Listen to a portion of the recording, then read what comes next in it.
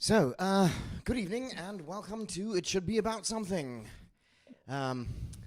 We're here again, and my guest tonight is the fantastic Suzanne Carey-Kirchner. Yay! Hello, YouTube land. This is It Should Be About Something. Suzanne, do you think it's going to be about something? I hope so. Of course it's going to be about something. It's going to be about fabulous things. Suzanne's got a very colourful life to tell us about, I'm sure. Our topics tonight are growing up in the colonies, shitty teachers is going to be number 2, and number 3 is going to be funky experiences in gym class. So actually, it's a whole trip down memory lane kind of thing. Absolutely. And you were born in the 70s, right? 72. Mm-hmm. Yep, it was a great time to be alive, let me tell you. Yeah, because I think the great part about the 70s was it was as poisonous and as shitty as it is today, but we didn't know about it. We were blissfully ignorant. Absolutely. I think now everything gets filmed and everything's seen online, and there are people with the cameras out everywhere, and we didn't have any of that in the 70s. So, we had pedophiles lurking in every corner. It's just nobody knew about it. That's right. And you had nuclear waste in the drinking water and and all that stuff. I mean, we were eating plastic back then. Oh my God. Don't even ask me how much water I sucked out of the lead hose out in the garden. I mean, we just constantly. There's a particular taste to garden hose water. I kind of like it. In fact, this memory just came flooding back in, many memories with garden hose water. Oh wow, yeah, I absolutely. Did you have a slip and slide when you were kids? Yes. Yeah. Yes, many a wedgies happened on that slip and slide in the backyard. Well, here's to slip and slides. Oh, wait. Oh, yeah. Here's Cheers. to slip and slides. Cheers. Cheers. So the elegant way to do it is to move your mic. Oh, is there? Okay, here we go. So I can do this. Lean in. Well, you can be really. Oh, I can. Yeah, you can be really. It's true. Yeah. What would you call it? Good night and good luck about it. Just push the mic away. Okay, so I have the freedom to do this. Yay. Yeah, you also then have the freedom not to be heard. So, Suzanne. Yes. When I said it's going to be about growing up in the colonies, you said that's a topic that you can't talk about. No, but obviously I meant growing up in the colonies. The States, yeah. As basically anything that is outside Europe, or that was not at some point a colony of Great Britain, because basically the whole world was a colony of Great Britain at some point, right? What's just funny when I read that, I had this vision of British colonies in India and Australia and I don't know, God knows where, and I was thinking, but not America, right? Duh. Yeah. In fact, not only America, but like the whole of North America. Absolutely. Yeah. Absolutely. Okay, so you're from Montana. Yes. Yes. What was it like growing up in Montana in the 70s? Oh, Montana in the 70s. It was, I have these fuzzy, beautiful memories, but I'm pretty sure it wasn't all fuzzy and beautiful. You know, Montana in the 70s. I can guarantee that it wasn't all fuzzy and beautiful. Let's have a look at that. There's nothing fuzzy and beautiful about that. Oh, come on. Those high water bell-bottom pants with ice skates. Oh, it's fabulous. Look, Montana was cold. It was fucking cold in the 70s, of course. It was colder in the 70s. It was colder in the 70s. And we didn't have, in Missoula, God, how many people did we have? 80,000 people. So it's not a village. It's not a city. It's a town. Yeah. So we didn't have ice skating rinks, Where was this photograph taken? It was on the pond that was lake, called. It was just a little, like the children's, it had a name. I forgot the name. But we'd wait till it froze over and it'd be full of bumps from the wind and cracks and, you had to just... Have you ever been skating on the Neusiedlersee? No, but it must, because it's so windy, it just must be super bumpy. It's really quite challenging, in fact. Yeah. It can be quite bumpy, but because there's so much warm water in there as well, because it's just such a huge area, it doesn't all freeze. Careful. It doesn't have to be, it's not one surface. Right. There's these bits that kind of float next to each other like this, and you step from one bit over to the other bit, and you can kind of skating on these floating... Wow, really? Things, yeah. That sounds like they're taking... huge. They're huge. They must be floating huge. bits, right? They must be, but you can hop you always around. get to one edge of them, and then you kind of step over onto the next one. Oh my God! No, I've never done that. And you hear them going the whole time. Yeah, I don't know. That doesn't sound very relaxing, if you ask me. I think the worst I ever saw was in the spring. We would be really risking it, and I remember skating along, and you could see the water start to kind of bubble underneath the ice surface, and then you could hear it going. But that's actually quite rare. Well, I mean, I guess Montana gets very cold winters. It's really cold. The ice freezes so quickly that it's see-through. Yeah. I've actually seen that once on Mattsee in Salzburg, and it was completely smooth and completely see-through. And you could, beautiful. It was a sunny day, and you could actually see the ground, and you could see the plants growing underneath. Oh, it was cool. Quite haunting somehow, actually. That'd be a little creepy, wouldn't it? That'd be a little bit creepy. It was a little creepy. We had one skate day where it had frozen quickly with no wind, and we could just glide across it, but it only happened once. Yeah. And all the other days were like...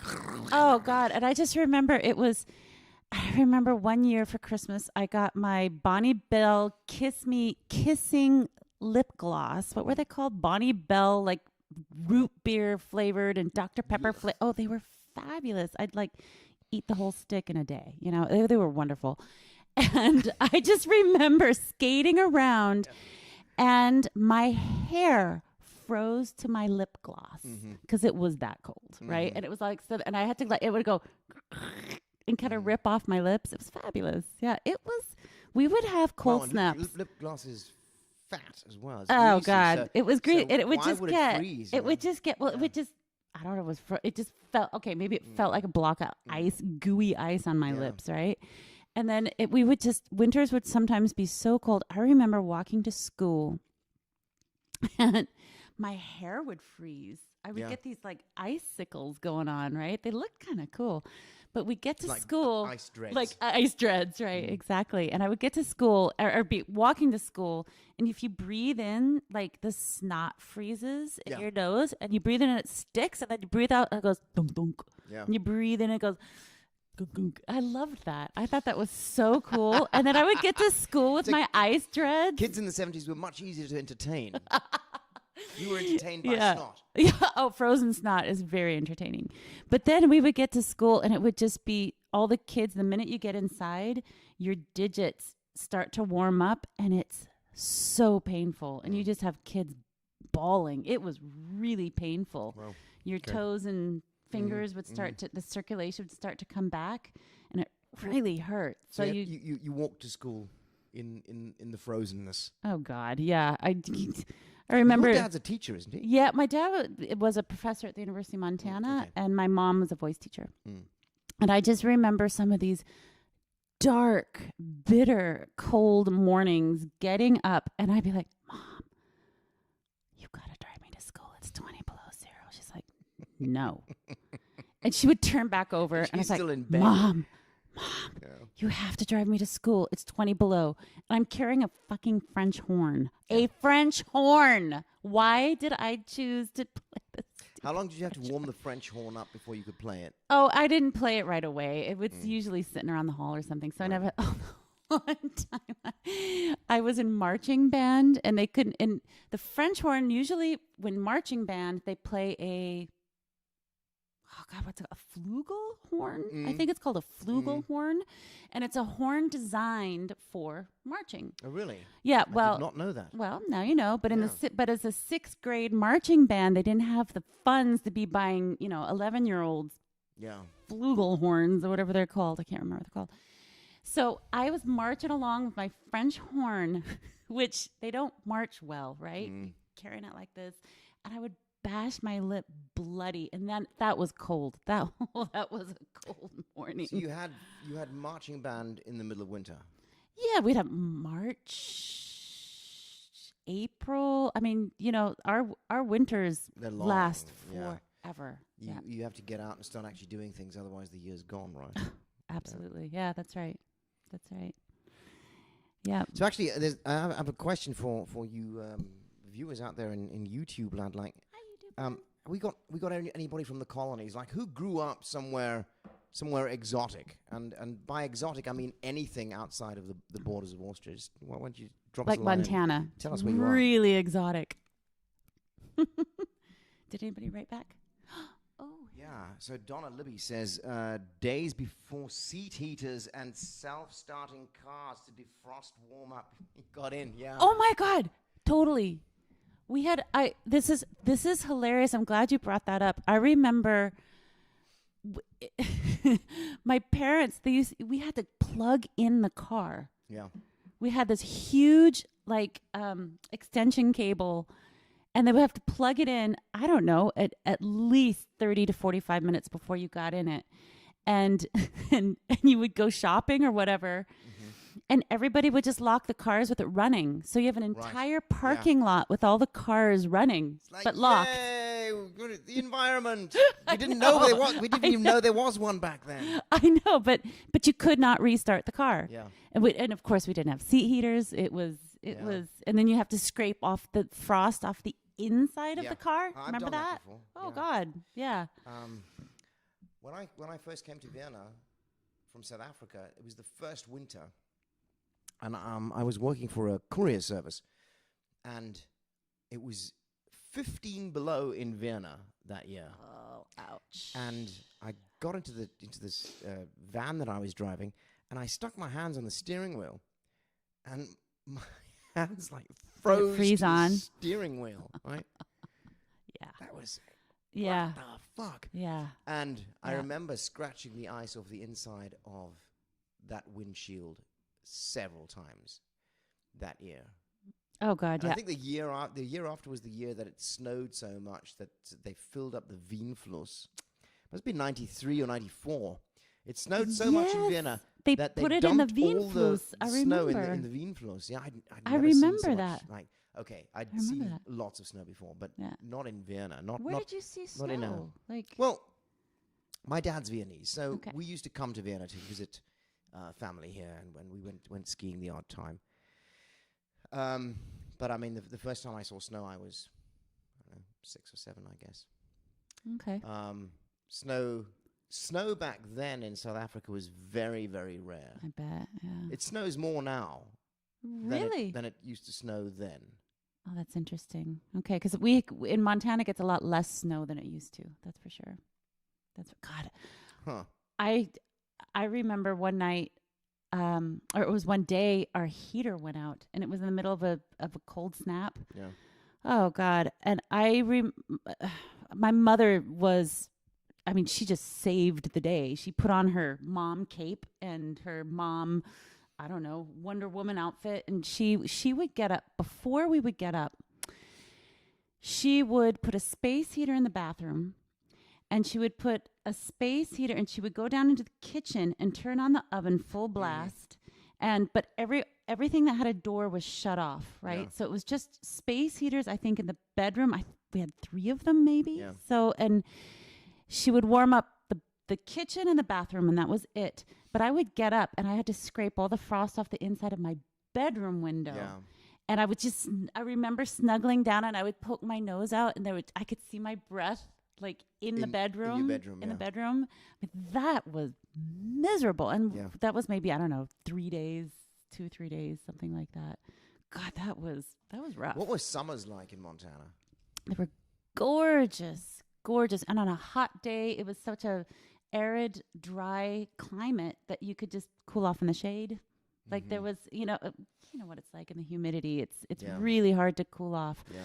And the evenings, the minute the sun went down, it was late because we're pretty far north. So it would stay light until 9:30, Yeah. 10 o'clock. You could still see a little light maybe. And then it was sweatshirt and jeans weather at night. Mm-hmm. But daytime's So like beautiful, in hot. August, you'd wear trousers at night. Yeah. Yeah. Yeah, exactly. Maybe a sweatshirt. Mhm. This has also changed. My last couple visits, nights were much warmer than I Yeah. remember them, for sure. Yeah. But God, summers are fantastic. And it's in the middle of the Rocky Mountains, so we camped a lot, we fished a lot, Yep. hiked a lot. My parents had a trailer, and this giant international travel-all.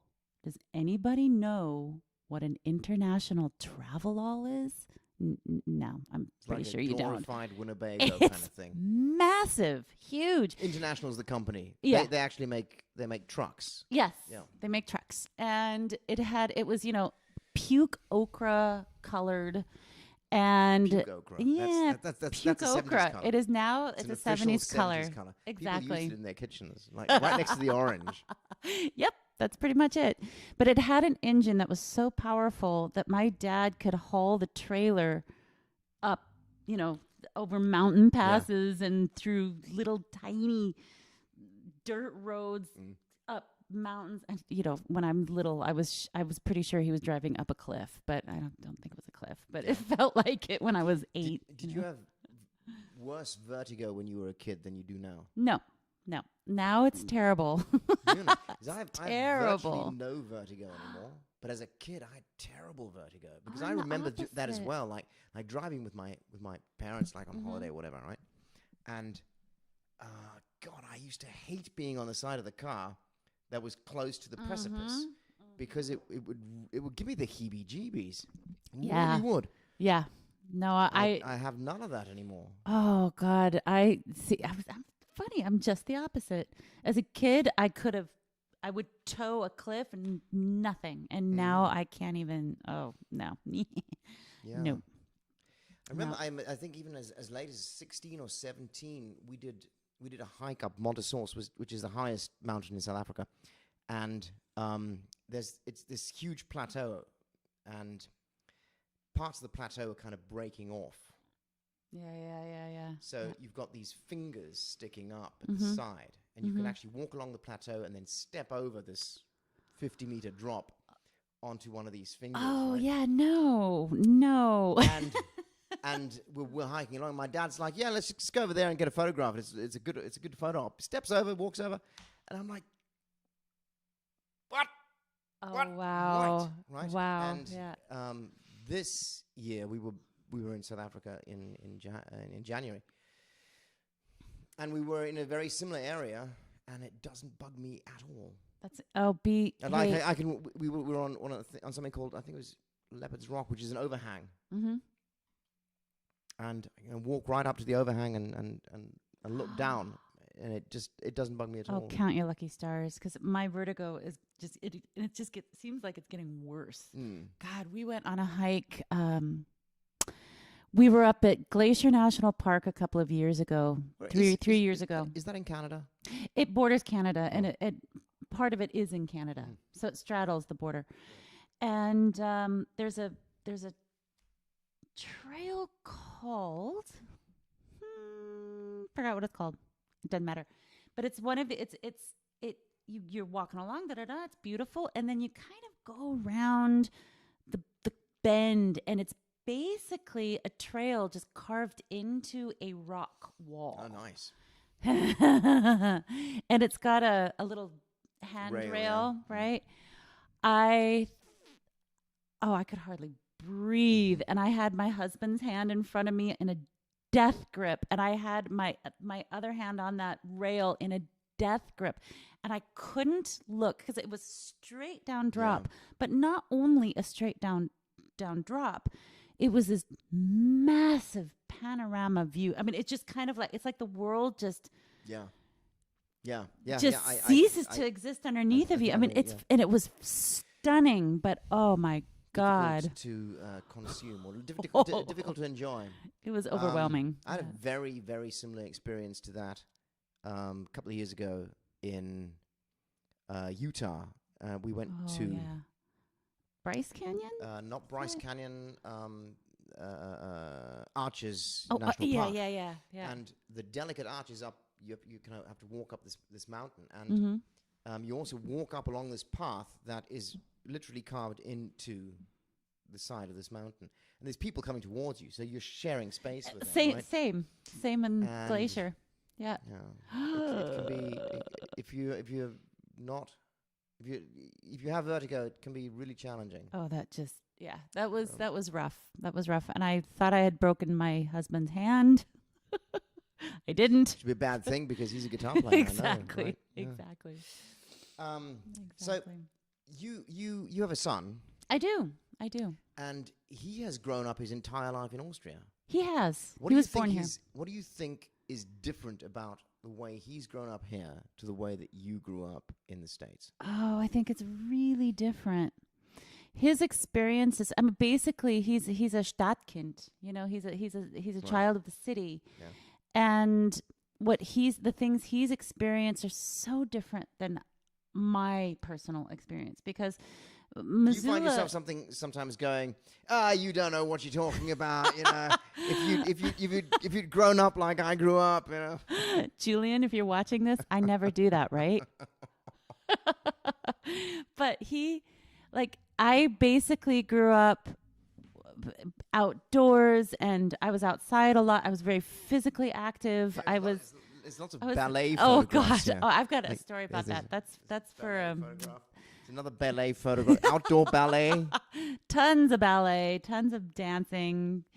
I mean, so I basically have such a different experience. And he grew up in Vienna, so he grew up going to concerts, and he fences, and he plays in a rock band. I mean, we can do that stuff too in Missoula. It's just here, you know what it is. It's city life, and he was really independent. I think it's also early in the very, city. very specific kind of city life. Yeah.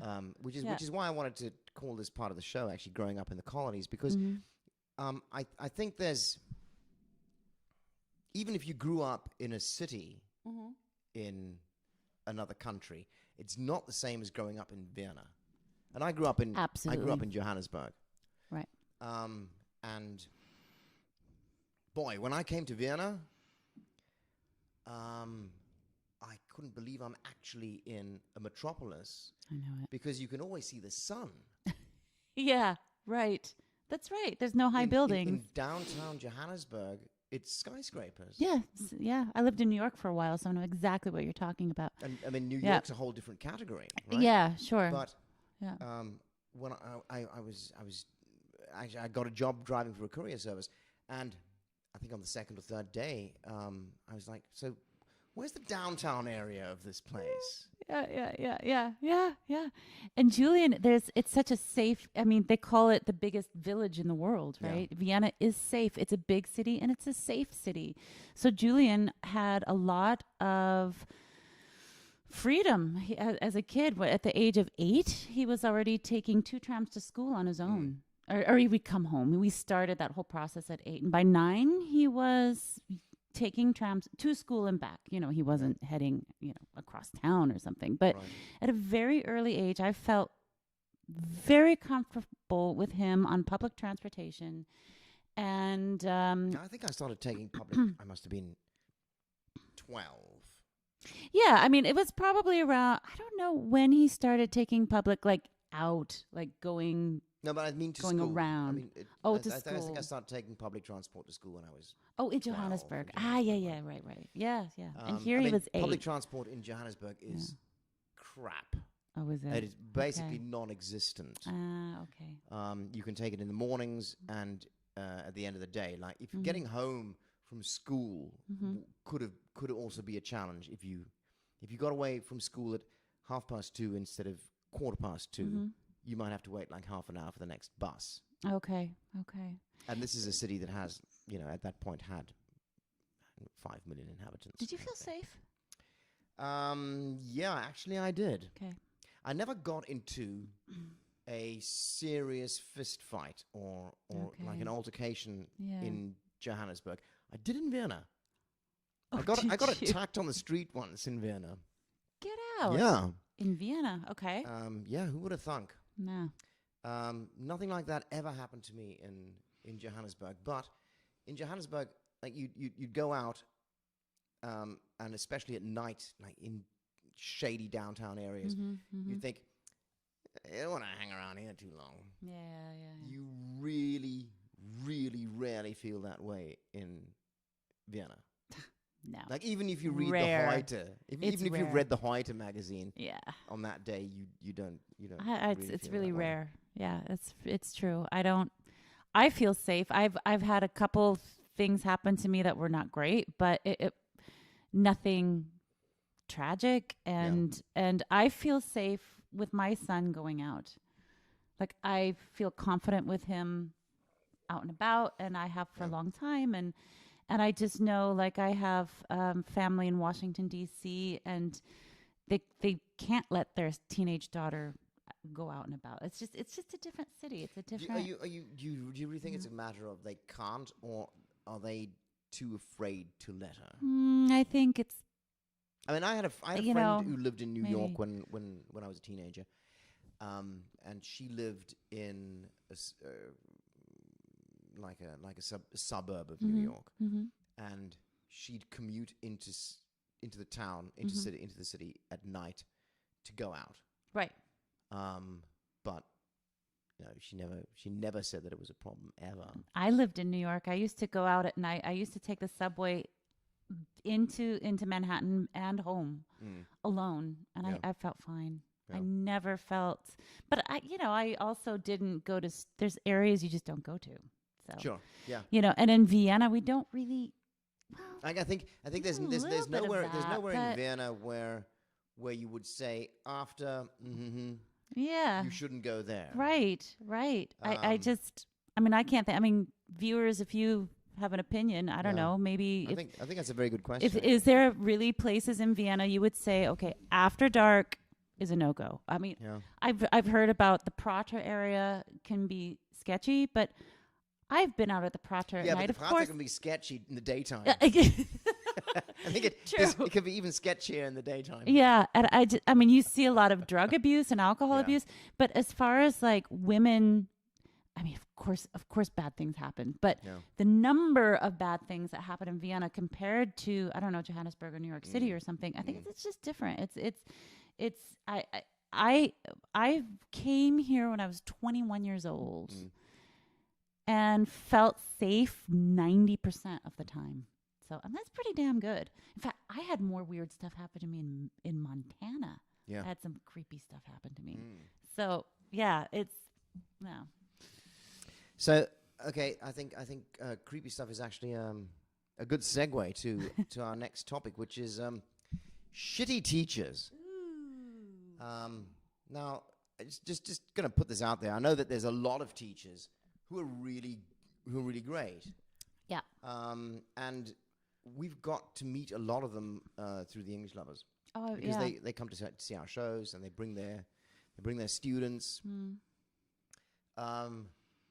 So, and I think also that the job of being a teacher has developed a lot in the past 30 or 40 years. Oh, absolutely, yeah. I mean, I when I was getting dressed this morning, I was thinking about, we're going to be talking about shitty teachers.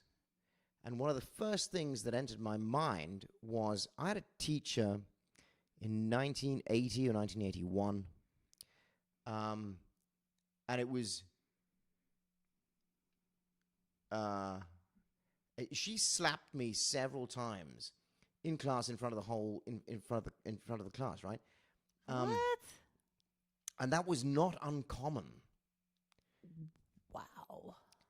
I was never slapped. And in fact, the school that I went to at that point was the German International School. So they were supposed to adhere to the German ways of conduct. In right? Johannesburg? Yeah, in Johannesburg. Okay. And she was, I can't remember whether she lived in South Africa, whether she was out on a contract. It might also be a particular type of German who went to South Africa in 1980. Maybe, yeah. Oh, yeah. Yeah. I mean, I also had a couple of other teachers who actually quite fantastic. So maybe that's part two of teachers. Maybe, yeah. Part two should be the good guys. The good ones, yeah.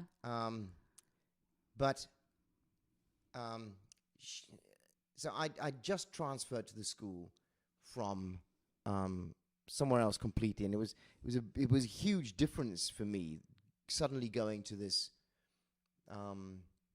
school, much more demanding school. Before that, I'd been to this school in the bush. We wore shorts all year round. We never wore shoes. It was situated between farms in this tiny little community. I knew everybody who went to the school by name, and I think there were 80 people in the whole school. Shut up! Wow. So that's an experience. We'd run around in the farms and in the bush, and it was quite. God, that's like something like that. I don't think you would ever experience that. Not even if you went to the most barefoot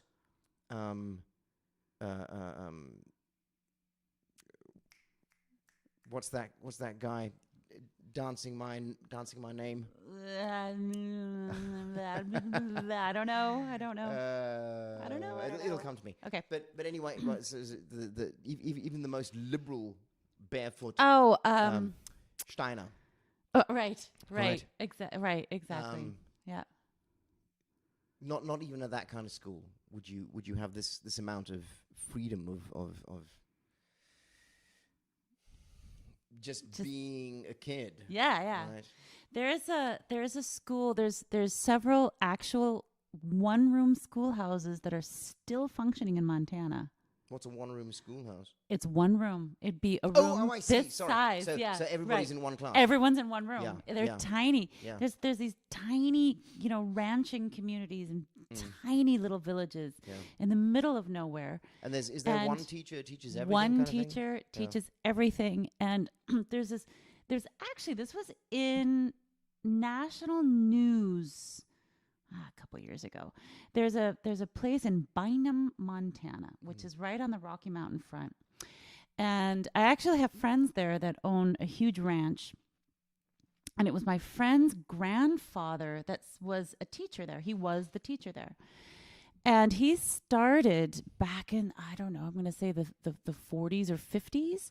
He started every single day of school. The kids would come to school. A lot of them would come on horses or walk or whatever. No, really, absolutely. Tie up their horses, whatever. And they would start the day with song and dance. They would dance. They had to partner dance. They would play the fiddle. They would have somebody on the guitar. And then or put on a record.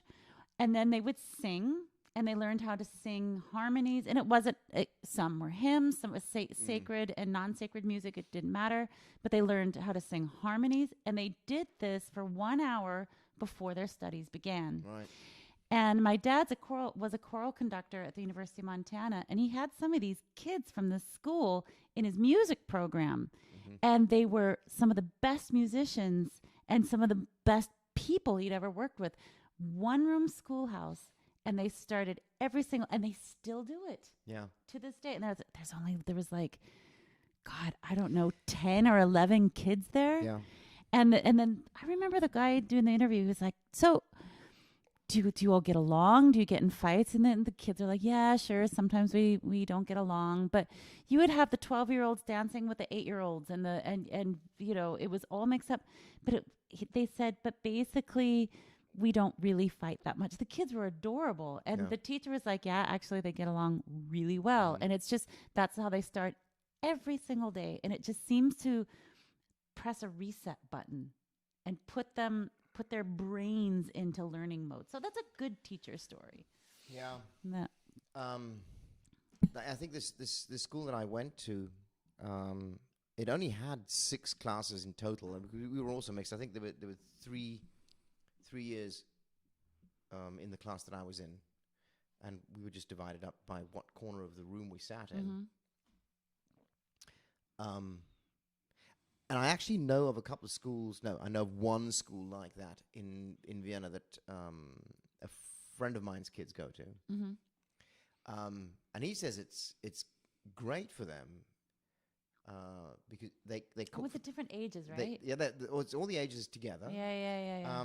And they learn a whole lot of things that you don't learn at other schools, like cooking and shopping and like household accounting. Yeah. So, oh wow. So they get a certain sum of money.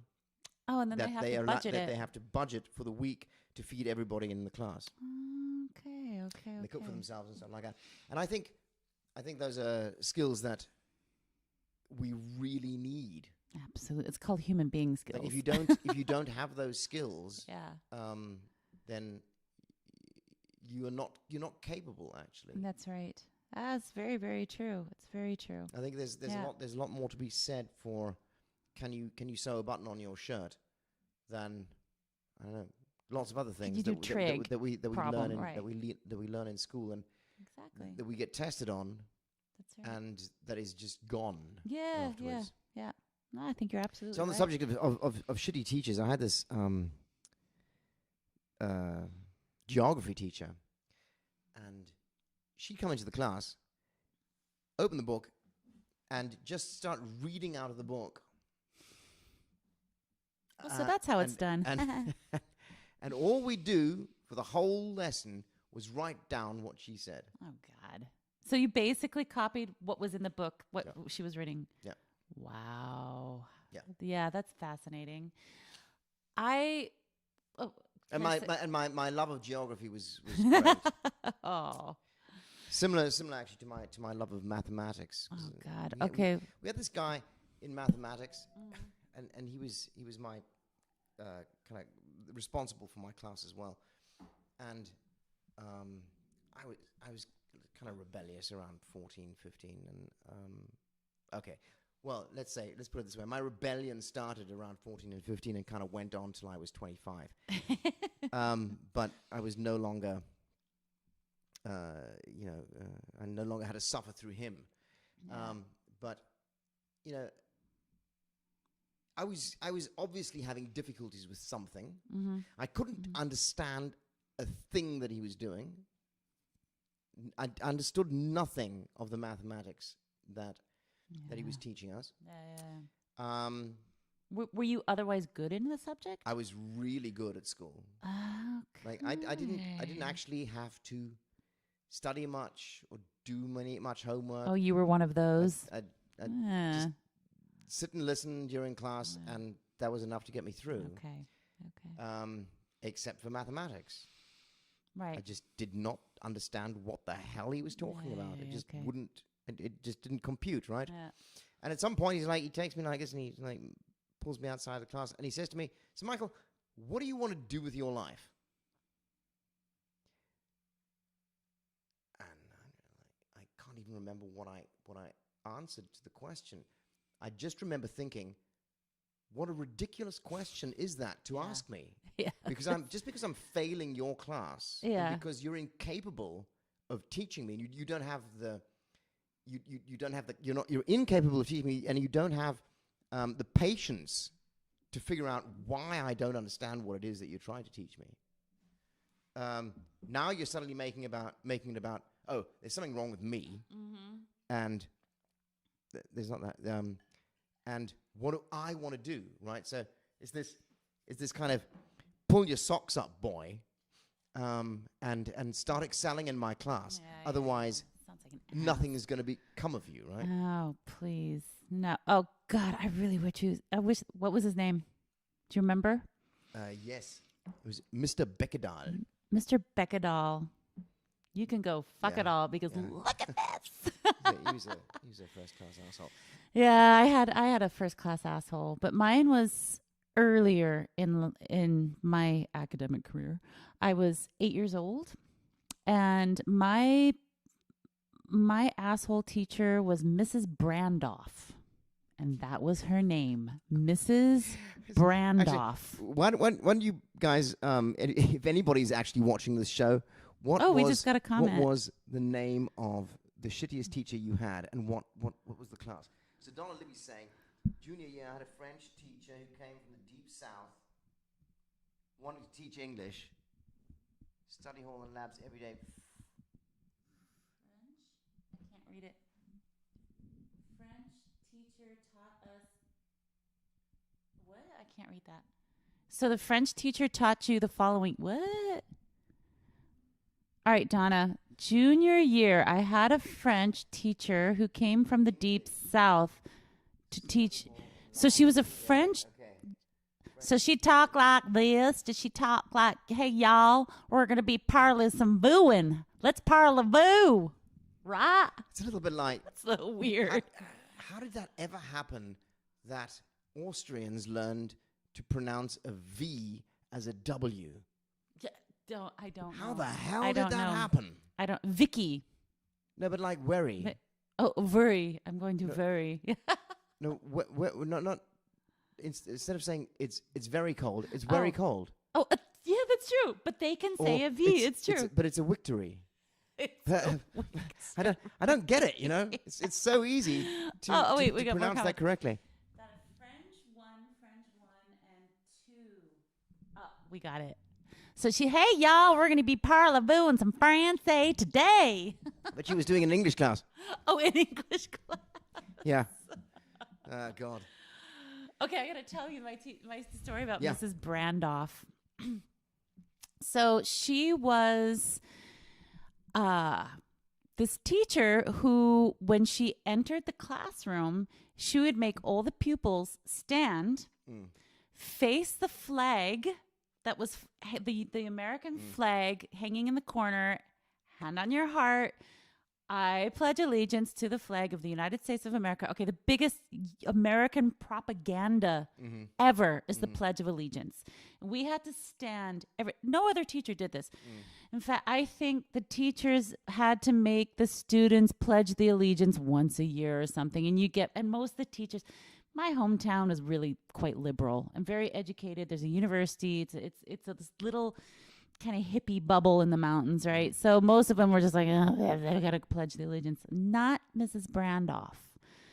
I think she'd be a true Trumpster, if you're going to ask me right there. And, so we had to stand hand on the heart, and we had to sit down. And I was this artistic little girl, and I was constantly singing, and I was in ballet, and I was just, my head was constantly up in the clouds, and I'd be, da da da da, tra la la, and whatever. Well, she couldn't handle me very well. I was not. Well, that tra la la is not good homemaking skills. Right. I was not the type of personality that existed in her sphere, in her world, right? And I remember we started the multiplication tables, and I was terrible in math. I really was terrible, and she couldn't understand why I couldn't understand it. And she would get frustrated with me, and her way of teaching, I don't even remember how she taught. I mean, this is so long ago. I don't remember the way. I don't remember. Was just a way of teaching, or just and it was just whatever she was doing at the time was not working for me at all, and I was getting frustrated, and I was starting to just shut down, and she also couldn't handle that, right? And so eventually she took me out of the class, and she put me into the program of special learning. And it was a class with kids with learning disabilities. And I sat down at the class, and I got to go to Head Start, and I was kind of excited. I didn't know what that meant. I didn't understand that. And I sat down, and the teacher there, she was doing some problems. She goes, "I don't know why you're here. You obviously don't have a learning disability." So when I figured that out, where I was and what she thought I was, it was devastating in a way that I couldn't even wrap my head around it. And all I know is that I got teased mercilessly. Oh God, yeah. And I was out on the schoolyard. It's like, "You retard." I mean, it was, and back in the 80s, 70s, we weren't real PC back then, right? I think schoolyards aren't PC they're these not days PC. either. Yeah, and it was awful. It was a horrible, horrible, horrible experience. And my mother finally caught on and talked to the principal, and the principal, she got in trouble. Mrs. Brandoff got in trouble for this, and she was actually punished, and she had to go. They sent her back to the university, and she had to renew her degree. Yeah. Oh, really? Yeah, she had to go back and take classes and put points or something towards her degree. She had to go back and refresh her degree. Well, it was terrible. This was a feeling that I got a lot of the time, that when I wasn't learning or I was having difficulty cottoning on to what was going on, I was the one who was at fault. And I think that was something that kind of pervaded school back then. That you either fit in or we fuck you up. Oh God, absolutely. And I mean, like Victoria says, she had a Mr. Rewald in mathematics. He was really good at his field, which was the case with my mathematics teacher as well. He came from the university to the high school I was at, but he had no idea how to get the subject across. And this, Victoria, this is exactly what it was like for me. Like we'd been told we were getting this fantastic mathematics teacher. Can't read it. There we go. And I just didn't, and he was not capable. Yeah, see, not a good teacher. Right. So I think you can be good in your field. Yeah. But you had him for 3 years. Incapable of teaching something, right? Tell me after, Vicky, the only important thing. Let me see if I can make that a bit bigger. You want to read it? Yeah, it's true. I had some voice teachers like that. They were wonderful performers, but weren't real good at teaching voice. It's being a pedagogue and a performer, and it's probably the same in any field. It's teaching acting. Yeah. Has taught me a lot, not only about teaching but also about acting. Oh, I think I understand a lot more about what it actually is than I do, than I've intuitively done as an actor. Yeah. But teaching somebody else, I actually had to go and analyze what it is that I do, and then figure out a way of communicating that to somebody else so that they could, get some kind of way of getting close to doing something similar. Oh God, I know it. And it's I think teaching voice, being a voice teacher, has made me a better singer. Exactly for the same reason you said. And it's true, Vicky. It's like what you said about your math teacher, very good at math and just didn't know how to teach you. Yeah. I totally get it. Okay, this is the biggest I can get. Okay, well. It seems. Can you read it? And she says, at the Matura, he told me after, Vicky, the only important thing is that you know who to ask or where to look for answers, which has stuck with me, and is the only thing that stuck with her from him, Donna Libby says you had a teacher disability. Thank you, Yeah. Donna. I really So- did. So actually, I think Victoria, your Dr. Herr Rewald wasn't actually such a bad teacher after all. Yeah. And And it's I funny. think that's actually something that school fails to teach you most of the time is that what do you really want your kids to learn? What anybody actually needs to learn is to be curious about things. Yeah, And- absolutely. And if you and to figure out how to find things out, because all of these things that we are taught in school, we never retain any of that. God, You never no. retain things that No. you don't use. No. So, what's the point in learning all these details? Well, I think it's how you learn how to learn, and I think it's the journey. It's not the correct answer. It's how the skills you acquire Yeah. to learn how to get, because we don't remember I what don't the actually hell know the whether- correct but answers do are. we you know? really need to acquire any skill besides the skill of being able to learn things?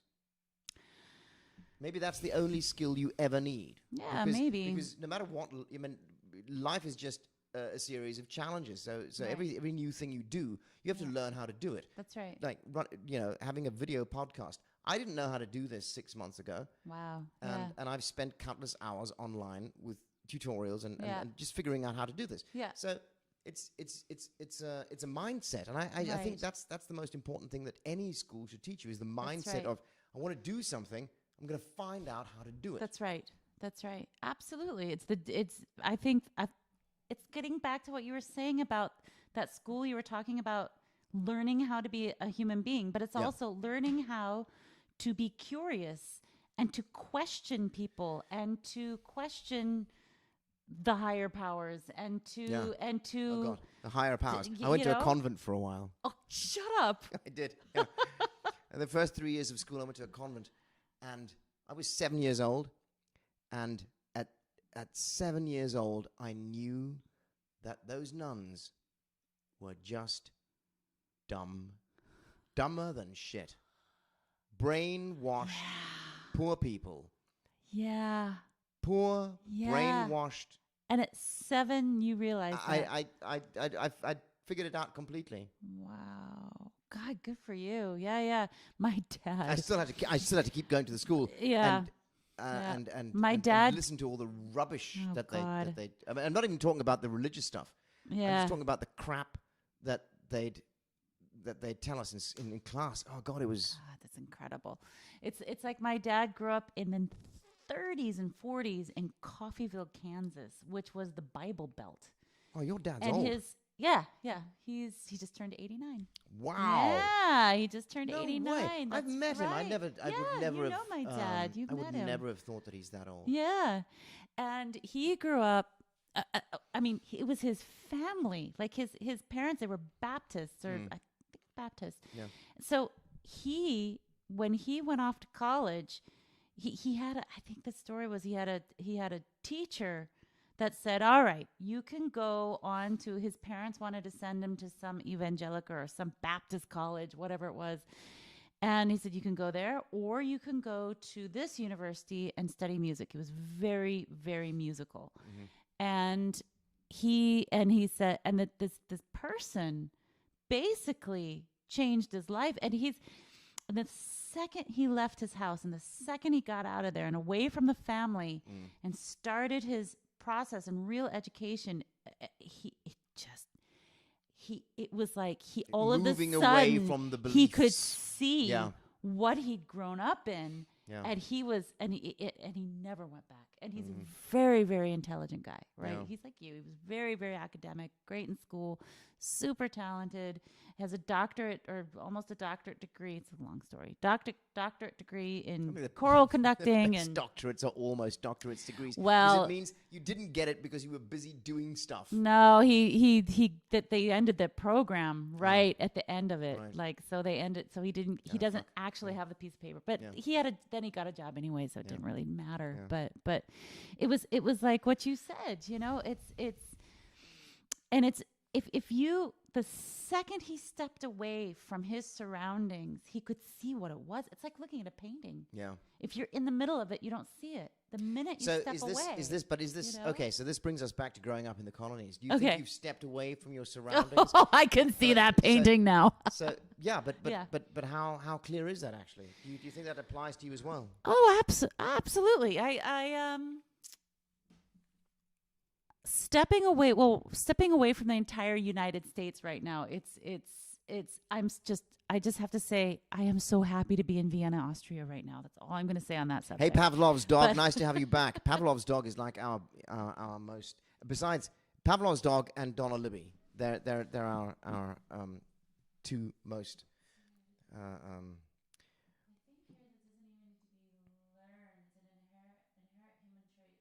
I'm not. Okay. So I agree that curiosity is an inherent human trait, but it can also be nurtured. You know, it can be nurtured or it can be stifled. Yeah, and I think what happens a lot of the time is actually stifling. Yeah. Or maybe it happened a lot of the time. When I bring up the subject of how many really awful teachers I had. Yeah. These days, I get a lot of pushback from people saying, people my age, maybe slightly younger, maybe like 10 years younger, okay? Saying, I never had that experience. Wow. And also saying, my kids don't have that experience. With bad teachers? Well, certainly not on the level that I've had. Yeah. Yeah. That's interesting. It's kind of, maybe I'm too negative about it. I have had good experiences with teachers as well. Yeah. But my kind of go-to reaction to teachers is, I hate them. Yeah. Yeah. Yeah. Well, it's if I think back on my experience, I was really, really lucky to, I'm trying to think if I had teachers I hated. Well, except Mrs. Brandoff. I had teachers that maybe just didn't inspire me as much as other teachers did. I just remember the high school I went to. Again, this is a very, very liberal high school. A lot of very progressive, forward-thinking teachers. And I remember we were encouraged to question authority. And they said, do not be a sheep. Do not just follow blindly. And in fact, we had made buttons that said question authority. And if there's anything I'll take away from school, it was these teachers that would encourage us, say, your teachers, your government, they are not the end all be alls. They do not know everything. And so we were always encouraged to speak our mind and to be individuals. And I took a lot of pride in that. And I think that's also, we were talking about piquing interest, right? And what was Pavlov's dog? Yeah, Pavlov's dog. I do think that a teacher can influence you and interest you in things and make you just want to learn more.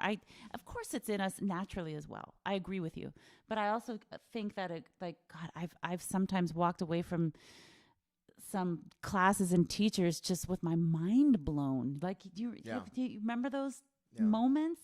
God, I never had any of those moments in school. I've had those moments since school. Okay. I got to tell you about one class that I took. This is back in the 80s in high school. I was a senior in high school. And it was Kermit Edmonds, who just passed away last year.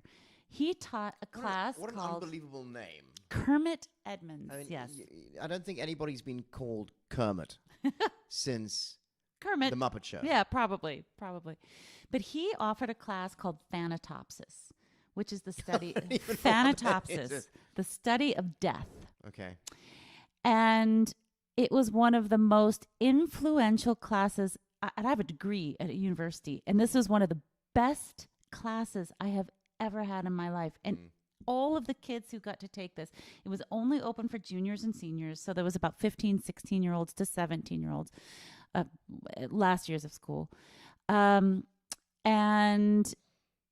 he started the class by talking about vegetarians. Okay, No, so some people don't want to eat meat because they don't want animals to be killed.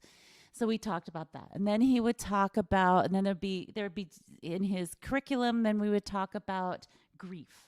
How do certain cultures grieve, right? And in some cultures, death is celebrated. It's in some cultures, it's mourned. Like we wear black and we're quiet and cry. And in Ireland, they have a wake and they drink whiskey and party. And some African in Mexico, they carry the bones around with them. Right, yeah. So everybody has these cultural differences. How death is dealt with is incredible. So then we got to visit a crematorium. We visited, graveyards, and we looked at the epitaphs. And sometimes, especially in Montana, God, you can go to these old Western towns, old frontier towns, and there would be a lot of dead 16, 17, 18-year-old women who had all died in childbirth. Yeah.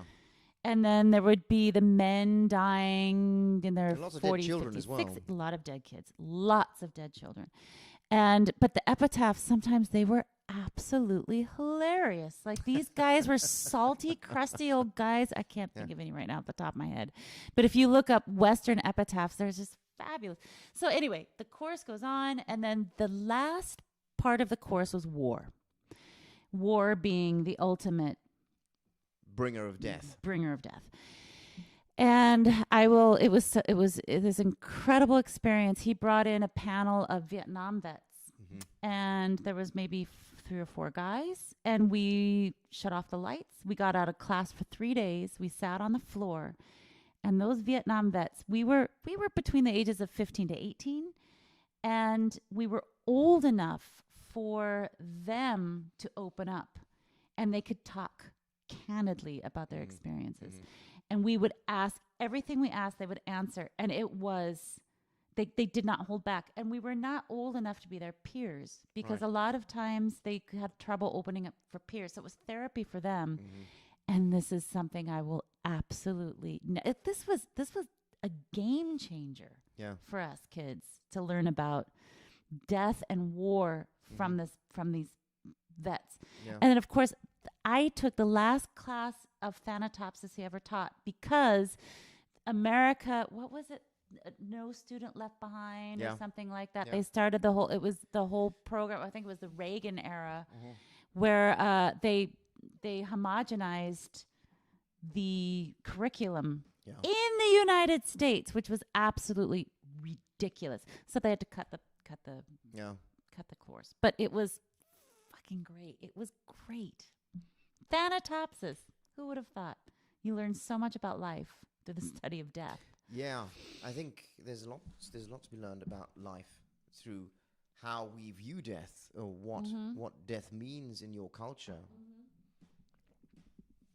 And so that was a great. Basically, that's the crowning of our life is the fact that we're at some point going to be dead. That's going to That's the one thing we all have in common. That's the one thing we're working towards. All of us. All of us. That's right. Whether we want to, whether we know it, whether we like it or not. Yeah. But it's so funny because I'm supposed to be talking about the shitty teachers. I have that one really shitty teacher, but I've got these wonderful experiences as well. And I think it was different for you, wasn't it? No, it's not entirely true that I didn't that they were all shitty. But I just had a lot of really bad experiences. I mean, I'll also give you that I was a very rebellious kid. Yeah. Okay.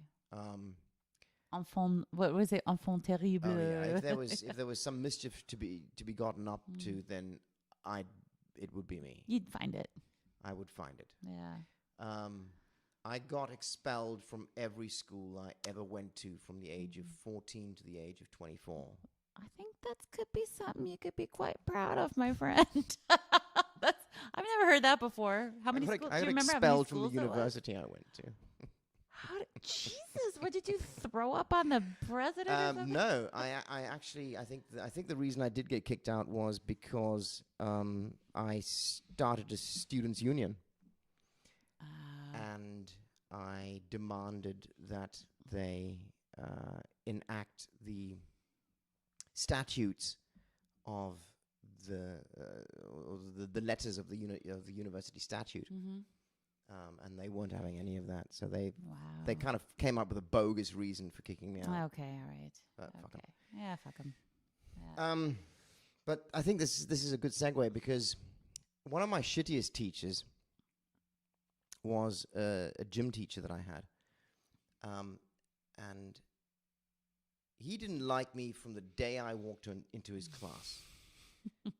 He didn't like the way I looked. Yeah. He didn't like my name. He just basically fucking hated me from the moment he set eyes on me. Yeah. And I had him for, probably from 10 to 15, probably. Maybe. So for 5 years at least. Mm-hmm. And for 5 years, he pronounced my name Wrong. wrong. What an ass. That was on purpose. Oh my Of course it was purpose. God. What a At some dick. point, Yeah. so we had gym with one of the parallel classes. Mm-hmm. And we were never friendly with him. Actually, I was talking to Jim about this last week. That was the class that we'd get into fist fights with on the school playground quite regularly. So there was no love lost between us. Okay. And we'd always play against each other. It would always be that class against us, either football or handball or whatever it was, right? And I started getting friendly with some people, like with the other rebellious kids Yeah, sure. in that class, Yeah. sometime around 16 or 17. And one of them was at my house, and he says, like out of the blue, because I can't remember what we were talking about. He was looking at a name tag or something, and he says, "You know what? I never realized that this is what your name is, because the only class we were ever in together was that gym class, and I always thought your name was different because that fucking asshole insisted on mispronouncing my name." Every time. What a dick. Yeah, that's on purpose. Yeah. Totally on purpose. Yeah. Oh, I mean, there were other reasons why he didn't like me, because the sports I was into, I was a long distance runner, and I was in the judo team, and those were both things that he didn't teach. Okay. Just didn't interest in, right? Okay. It was football and basketball, and I didn't play either of those. Yeah. So. Yeah. Oh God, I hated sports. I was, as I said, I was the artist, right? I took ballet and dance. But that was all outside of school, right? Yeah, okay. But the thing, and God, gym class, I would be the girl who would be hiding under the bleachers when teams were picked. I would be the last person picked. You know, it was me and my buddy Uwe. God. We were always the last two to Yeah, get picked. I was always the last, but also getting picked was also a popularity contest, and I wasn't very popular. But it was, I would be like, when we played baseball, I would get as far into the outfield as I knew nobody could throw or hit the ball that far, and I would just like sit down out there and talk with a friend or something. Like I just hated it. But my buddy and I, in football, so we were playing football, right? I mean, we were 11-year-olds playing football on the normal pitch.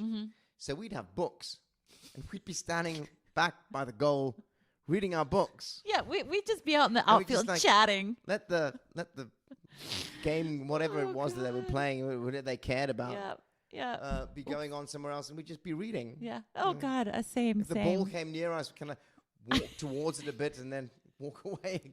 And just wait for somebody to run up and kick it. Yeah. Oh God, I hated it, and I just, because I took a lot of ballet as a kid, so I was very strong and very fit. Yeah.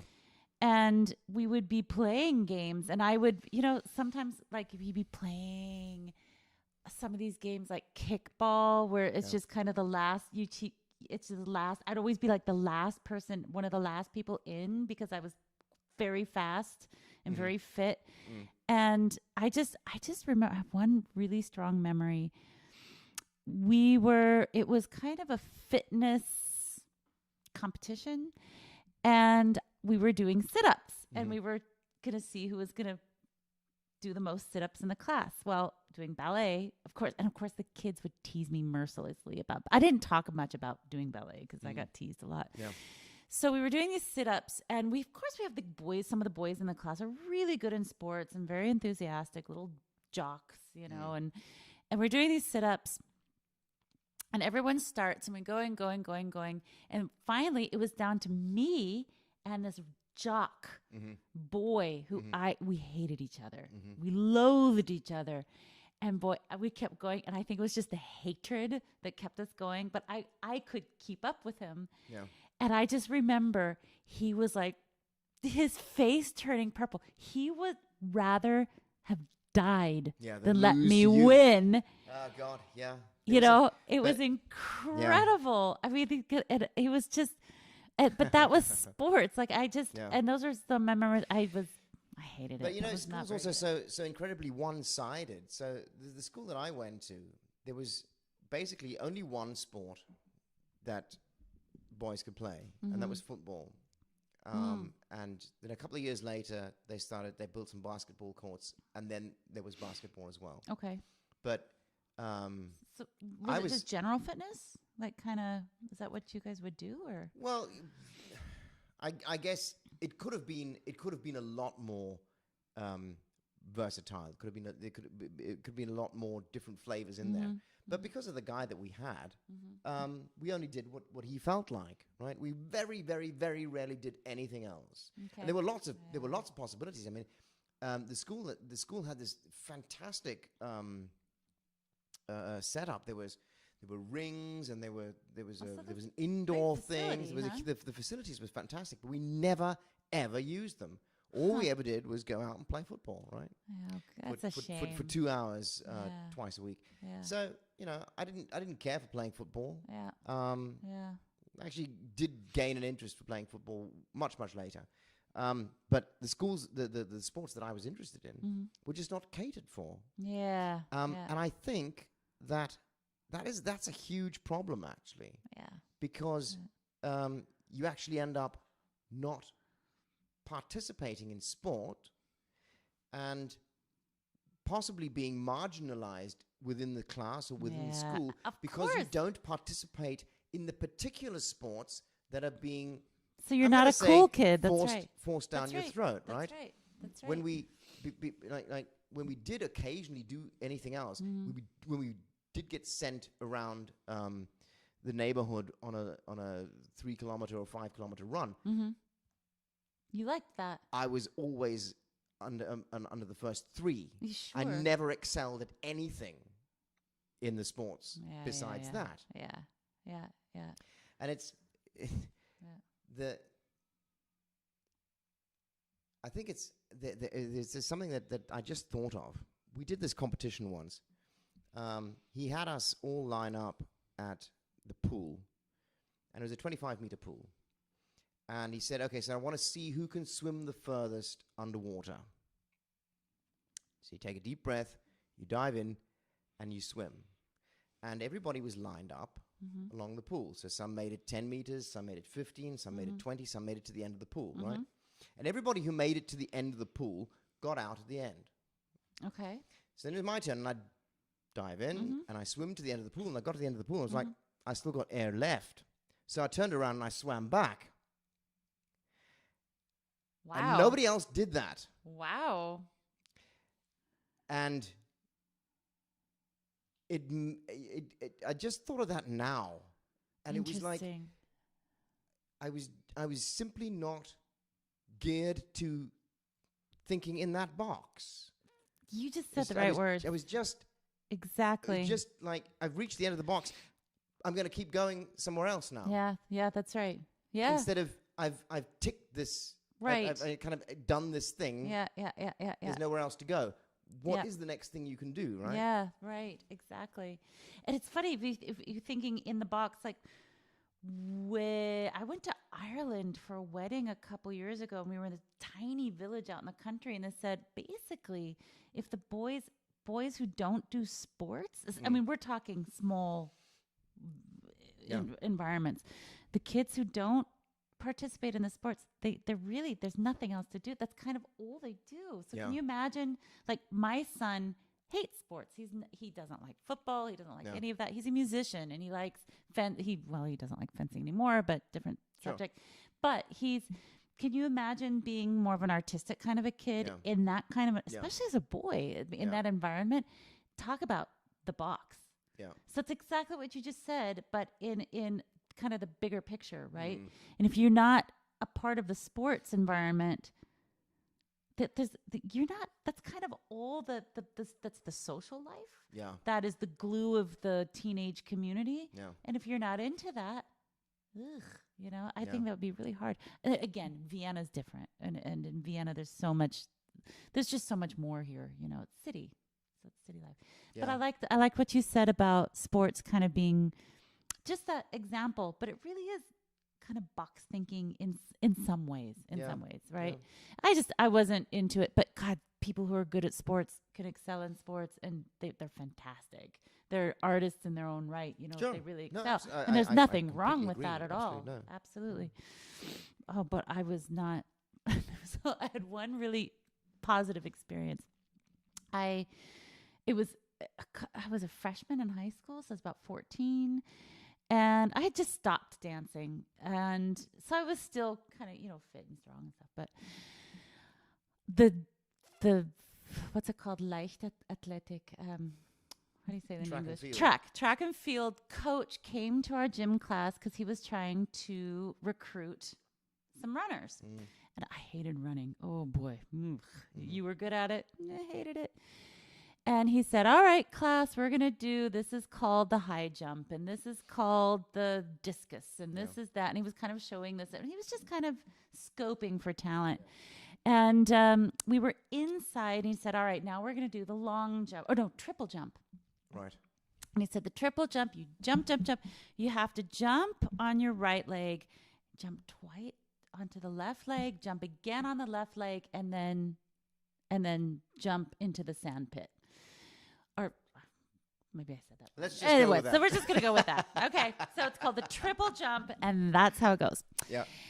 Well, I was, again, doing my usual disappearing act. I was hiding back behind the bleachers, chatting with friends, hating sports, And he goes, all right, girls, get out. Come on. You all got to come try this. Let's go. Triple jump.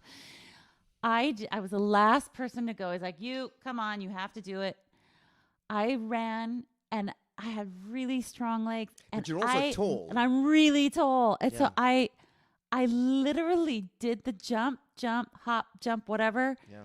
And I jumped over the sand pit. Because it was a small one. It was indoors. And I cleared the sand pit. He goes, young lady, I need to talk to you. And he actually recruited me for track and field. Anybody who knows me, it's pretty damn funny. Like and the worst part of it for me is that we had to run a whole mile. Right. That was torture for me. But I actually liked the triple jump, and I couldn't do it very long because then I was singing in choir and there was too many conflicts. But that was kind of a success story. It was like my sports career right there. Didn't last long. So while we're talking about funky gym experiences, what was the girls' locker room like in the school that you went to? Let's go teen movie. All right, teen movie. It was like in the movies. Which movie? You just pick any American movie. Okay, did you see Stranger Things? Yeah. Could have been my middle school. Really? Absolutely. They really look like that, right? And I can even smell it. Oh my God, I could smell it. It's that weird our sweat. Changing room smelled Oh God, terrible.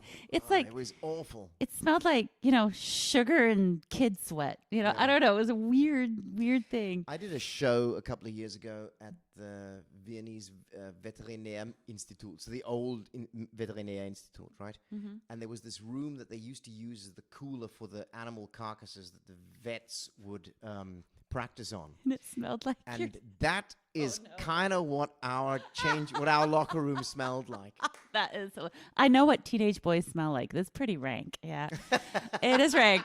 Oh, ew. That's just so disgusting. horrible. Okay, but listen. You have to watch. You have to be a little bit more careful. You're talking about your son here. Oh, sorry, honey. But Okay. I have one funny story, locker room story, though. Yeah. This was middle school. So we were 8th graders, 13 years old. Okay, this is absolutely hilarious. Oh, I hope. Wait, is my son watching this? I don't know. Tell the story. You shouldn't tell funny. anything about it's funny. about your son. No, it's funny. So this girl, she sneaks in a bottle of like peppermint schnapps. Do you know what that is? It's vile, disgusting. This is the school you went to. This is a middle school. Right, so we're 13 years old. Yeah. And it was this, I think it was like, and peppermint, it has nothing to do with any schnapps any Austrian has ever tasted. It's disgusting. It tastes like alcohol and sugar and bubble gum, or, minty gum. It's gross. Well, I don't know how, she snuck in a bottle. I will never forget this as long as I live. She said, we finished gym class. All right, girls, go change. And you had, 10, 15 minutes to change. We sat in a circle, the girls of the entire class, and we snuck little sips. This little bottle of this mint crap went around, and we all were like drunk. We all thought we were drunk. We weren't drunk. We had 2 sips, right? And she was like, oh my God, we're so drunk. We're so drunk. Oh, are you? I feel it. I totally feel it. Do you feel it? I feel it. I feel it. I still feel it. So that was my getting drunk story from the locker room in gym. Still feel it? I think I still feel it. I feel it. We had a nice locker room actually, and it had like half of the locker room was showers. Okay. And I never showered once. Oh, not once. Nobody in my class showered at all. Nope. Are there Don any more? Libby says that maybe it wasn't peppermint schnapps, it was mouthwash. Oh, I think it might have been mouthwash. Oh no, it tastes. There's enough alcohol in mouthwash, actually. That's true. Yeah, but it was really sugary. It was just disgusting, but very close. Yeah. We never ever showered. Same. We had this beautiful locker rooms when I was in high school. We had gorgeous locker rooms with shower facility. Never used it. Why not? Because I wasn't gonna get naked and shower and that's kind of how we felt about that as well. It's just weird. Do you think it's the same in Austrian schools? I don't think they have. They don't have showers. I know Julian doesn't shower at school. I don't even know if they have showers. I have no idea. I've never asked, but I do know, though, that in American high schools, like, sports is very serious. And so the sports teams that are working after school, the volleyball teams, basketball teams, I think they use the showers. But just for gym class, I don't. Yeah. We never used it. We were not even encouraged to use the showers. No, and we had makeup and hair issues, right? We're not going to mess that up. Are you kidding me? No way. The amount of time I spent naked in the locker room was also very short. Same here. It was like same. It was the same. I mean, it's also it was the same. And that is different in Austria. I do know that. Like I would take when Julian was in elementary school. We would go to the swimming pools, and it would be you'd have all the little kids, the whole class, just getting naked, putting their stuff. I mean, it's different here. And all I know is in America it was no naked time or as little as possible. Well, I mean, one of the reasons why we tried to keep the nakedness short was that you'd become a foil for fun or for poking fun at. Ridicule. Ridicule. Of course. Yeah. Of course. Oh, I think this. Can you read some of that? I can't read it. What's going on over here? Mouthwash.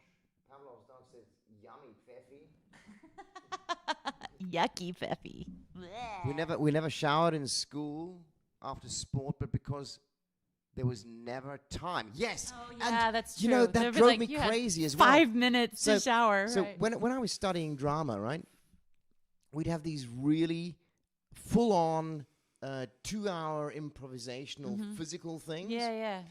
And then we'd have to appear for the next class 10 minutes later, 3 blocks down the road. Yeah. And it's like, when could you shower?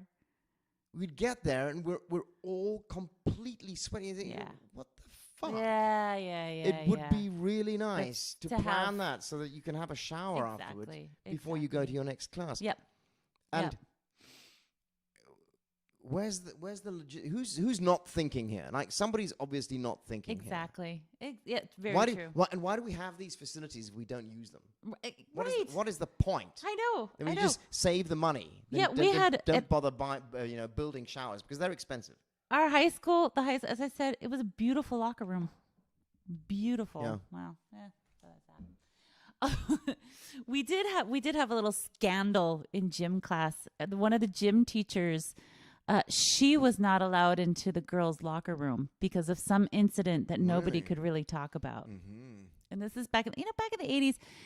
Again, as we talked about at the beginning of our show here, that stuff happened in the 70s and 80s. It's the same shit that goes on now. Yeah. It's just now these days, you just don't know about it. We know about it, yeah. And back then, it was the same thing. This teacher, something happened with a female student, and nobody knows. She would never talk about it, but she would only yell in. She was not allowed to step foot in. So, and probably nowadays, she would probably be shamed and in jail and all over the internet. There were quite a lot of teachers, actually, who, in retrospect, I realized were sexual towards me. Oh, wow. Really? Men and women or? Men. Men. Wow. I never noticed. I never, you don't know how to label it as a kid. Yeah. But how'd you handle that? I mean, did you go to a teacher? No. Did you go to a parent? No, or? I didn't. It never got to the point where it was a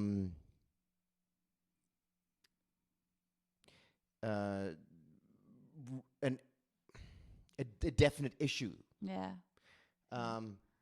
It was just like small physical things. Oh, really? Huh. But that kind of thing today would be a completely different issue. Oh God, today. Like back then, I was just like, don't like that teacher because he's always so touchy with me. Yeah. And today, that teacher could lose a job. I mean, and rightly so. Yeah. God, I remember in high school there was a guy. His name, also just a creepy guy with a creepy name. Boy, I wish I remember that name right now. But he was the driver's ed teacher. Mm-hmm. And he also taught world history. And he was caught with 3 high school girls in his hot tub. No way. Yes. Wow. Did not lose his job.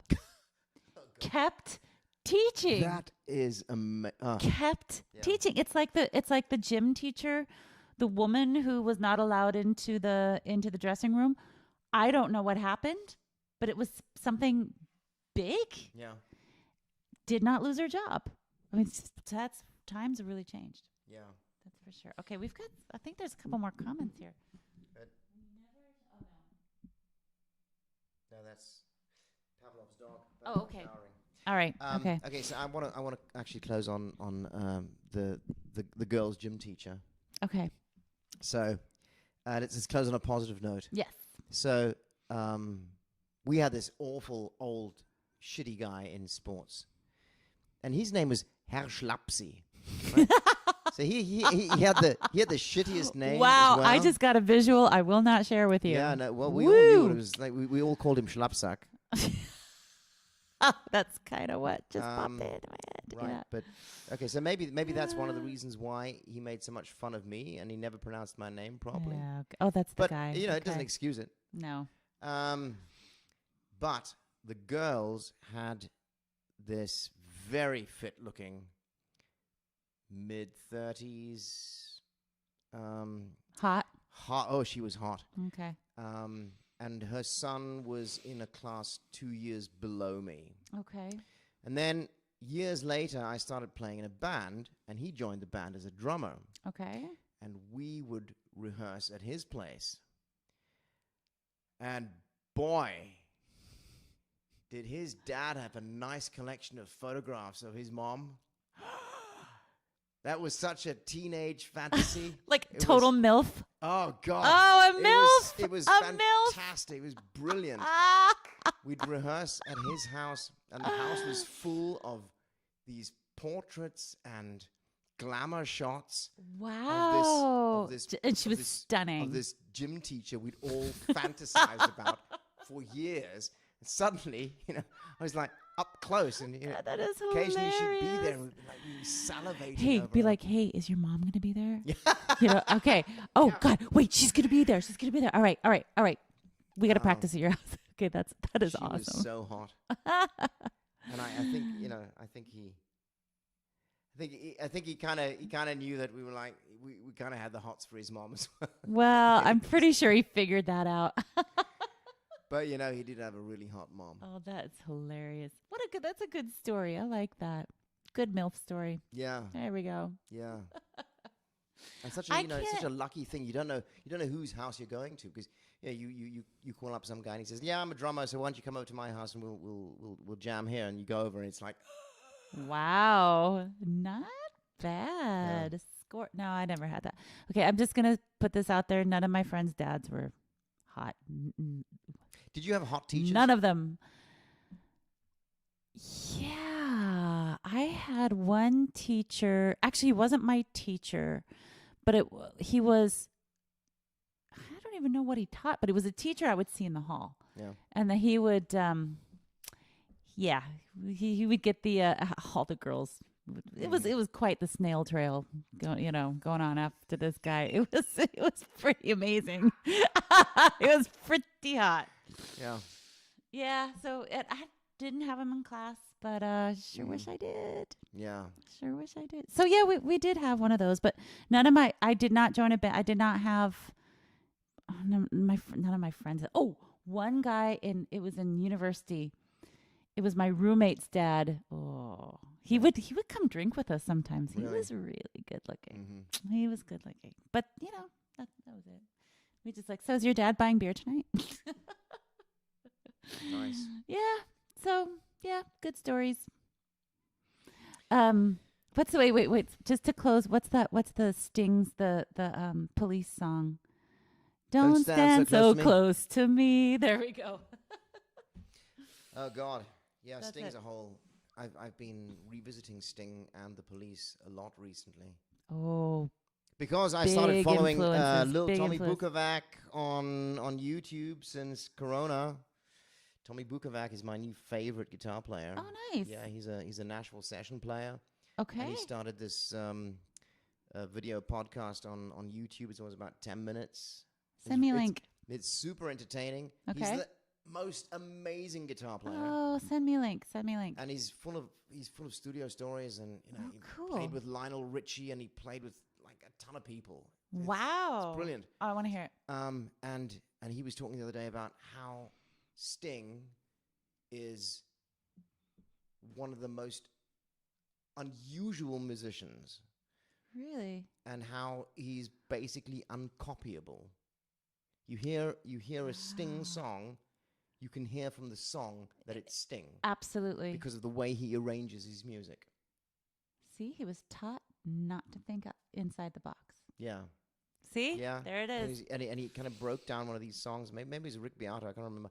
Kind of broke down how these songs work and how he changes key within the songs. Yeah. Oh, and his And that's- time meters.